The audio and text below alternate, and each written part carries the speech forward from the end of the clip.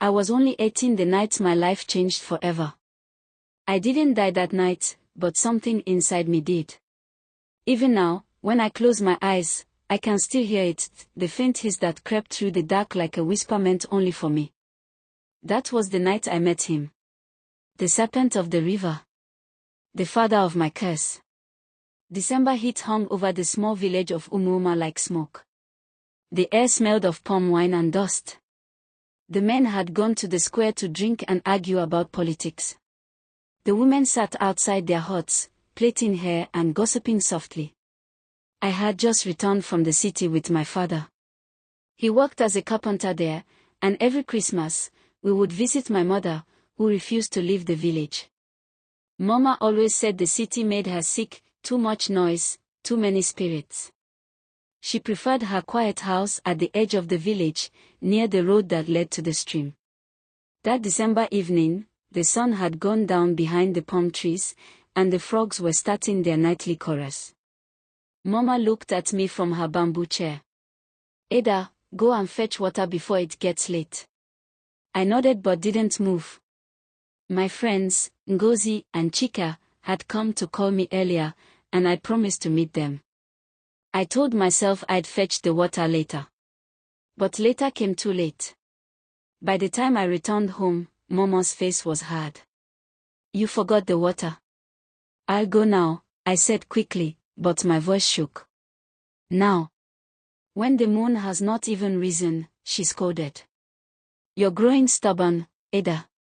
Go this minute, and don't come back empty-handed." I wanted to argue, but something in her eyes made me quiet. I picked up the clay pot and stepped out. The path to the stream was narrow and silent. Fireflies blinked weakly between the trees. Somewhere in the distance, a night bird cried. At first, I walked fast, trying not to look into the dark bushes. But then I heard it, the sound that made my skin crawl. A faint hiss, soft but close. I stopped. My heart began to thump so hard I could hear it in my ears. Then came a rustle from the tall grass beside the path.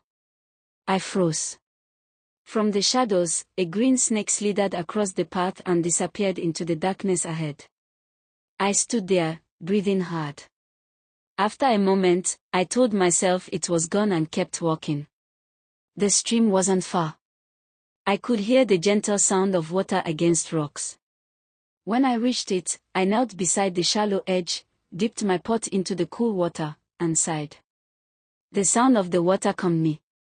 But then it came again, the hiss. Only this time, it wasn't far. It was right behind me. I turned slowly. My breath caught in my throat. A large, green serpent was coiled on a rock, its eyes glowing faintly like twin embers. I wanted to scream, but my voice disappeared. Then, to my horror, the serpent spoke. "Ada," it said, its voice low and smooth, like wind over water. "What are you doing here at this hour?" I stumbled backward, nearly dropping my pot. I came to fetch water," I whispered. "You should not be here when the night spirits walk," it said, sliding closer. "But perhaps I will let you leave." "Please don't hurt me," I begged, tears filling my eyes. The serpent lifted its head high. "Then promise me something," it said. "I'll do anything," I cried. The serpent's tongue flicked out, and I felt a strange coldness in the air. "Then you are mine." It opened its mouth, and a soft green mist flowed toward me.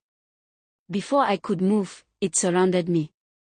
My body went numb. The world turned black.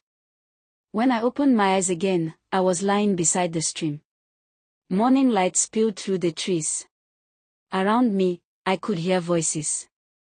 Villagers were gathered, staring down at me. "Ada, what happened?" someone shouted. "She must have fainted," another said.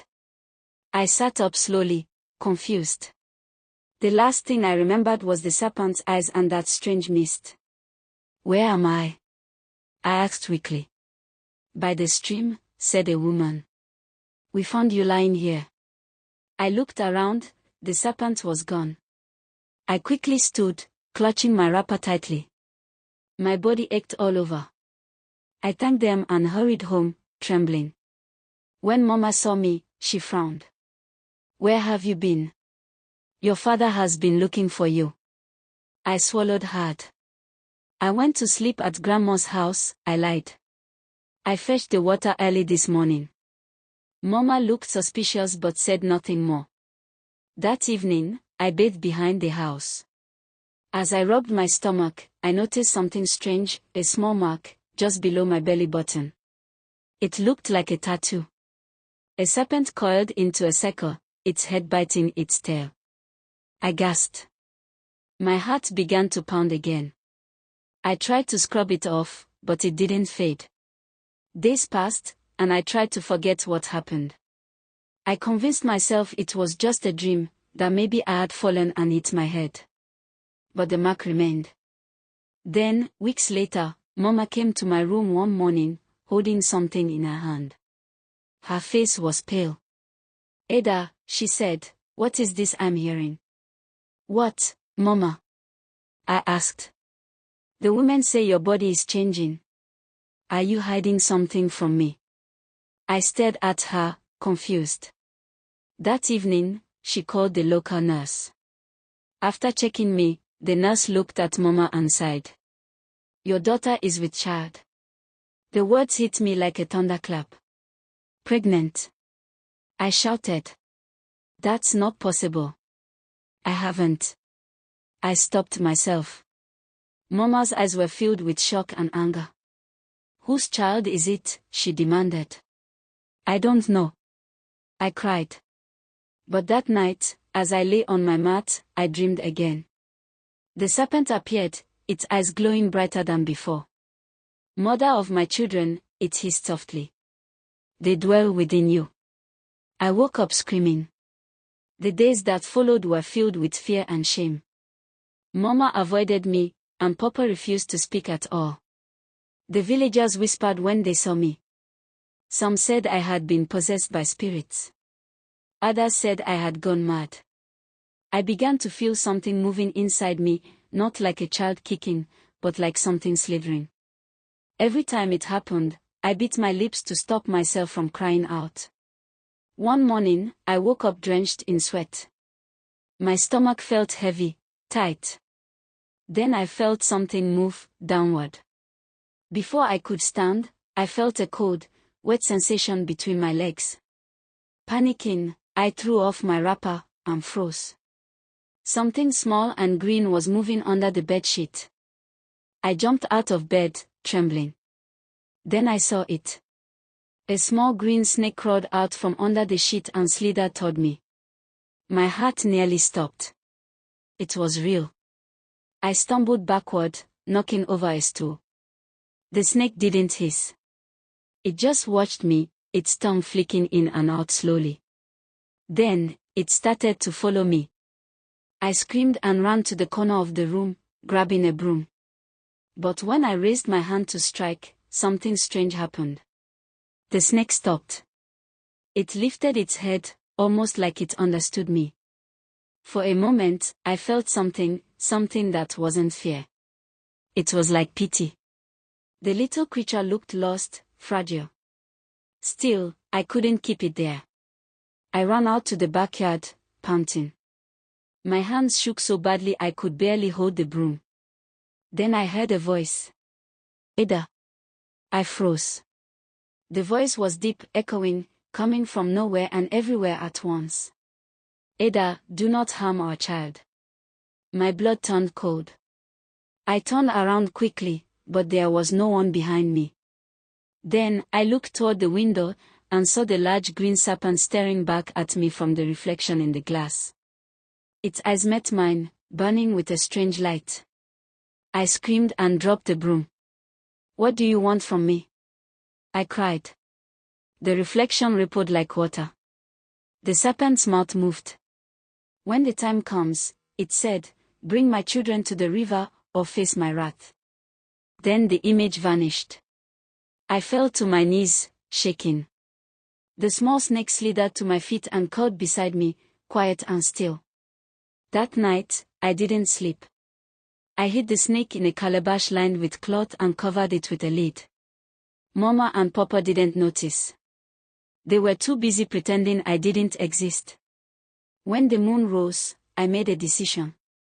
If the serpent wanted its children, I would give them back. Maybe then, I could be free. I packed a small bag, took the calabash, and slipped quietly out of the house. The air outside was cool and heavy. Crickets sang in the grass.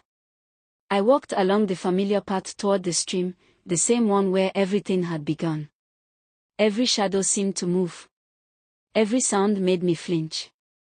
When I reached the T-junction where the path divided, one way to the village, the other to the stream, I stopped to rest. That was when I heard it. "My daughter, please, help me to my house." The voice was weak, trembling. I turned and saw an old man standing by the roadside. His clothes were torn, his eyes pale and empty. But something about him made my heart stop. He hadn't been there when I passed earlier. "Sir," I whispered, "where is your house?" Slowly, he raised his hand and pointed, not toward the village, not toward the stream, but deep into the dark forest. My stomach twisted. Something wasn't right. The forest was thick, cold, and forbidden. No one went there after dark. Yet his hand didn't shake. He just kept pointing. "Please, help me," he said again, his voice almost breaking. I looked at the path to the stream, then back at him. The calabash in my hand felt suddenly heavy.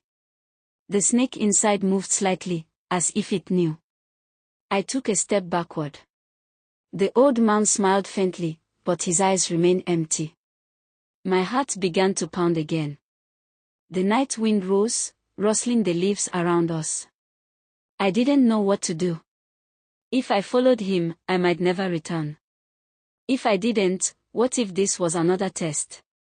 I stood there, torn between two roads, two destinies, two worlds, one of men and one of spirits. And deep inside me, I heard the serpent's voice again, soft, cold, and patient. "Choose wisely, Ada." Ada stood frozen, her heart hammering against her chest. The air felt thick, as if the whole forest were holding its breath. The old man's hand was still raised, pointing toward the dark trees. She wanted to run. Every part of her screamed to turn back, to follow the safe path toward the stream. But her legs refused to move. Then the man spoke again. "Child of the river," he said softly, "your blood has already chosen." Ada's mouth went dry. How do you know me?" she asked. But the old man didn't answer. Instead, he lowered his hand and began walking toward the forest, his bare feet hardly making a sound on the dry leaves. The calabash in Ada's hand shifted again. Inside, the small snake began to move restlessly, as if urging her to follow. "No," she whispered to herself. "I'll go to the stream. I'll finish this and return home." But then the air around her changed. The wind grew cold. The crickets stopped singing. Even the trees seemed to lean closer, listening. A voice, low, deep, and unmistakable, echoed through the darkness. "Follow him." Ada's knees went weak.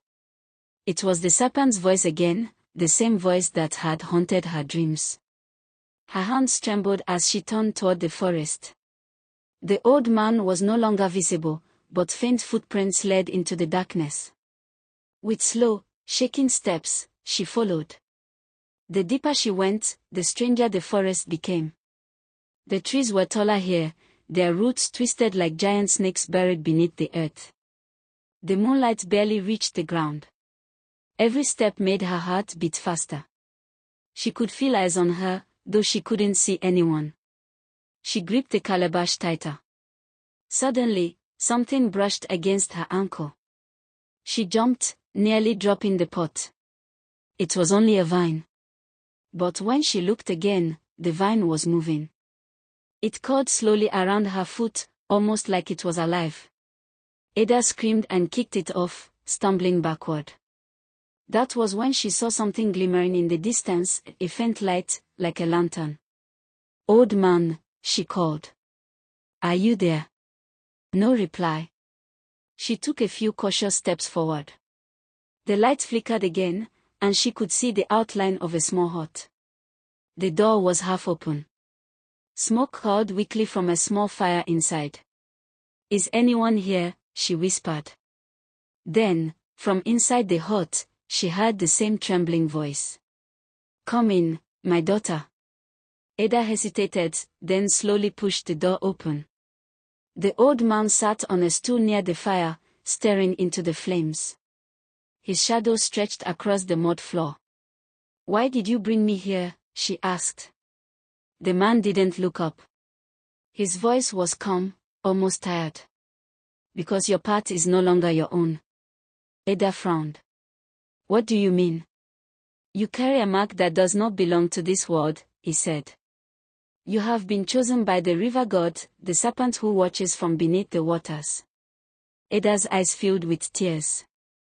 "I didn't choose any of this." "No one ever does," he said gently. He reached for a small gourd and poured a clear liquid into a wooden cup. "Drink." Ada stepped back. "I don't want."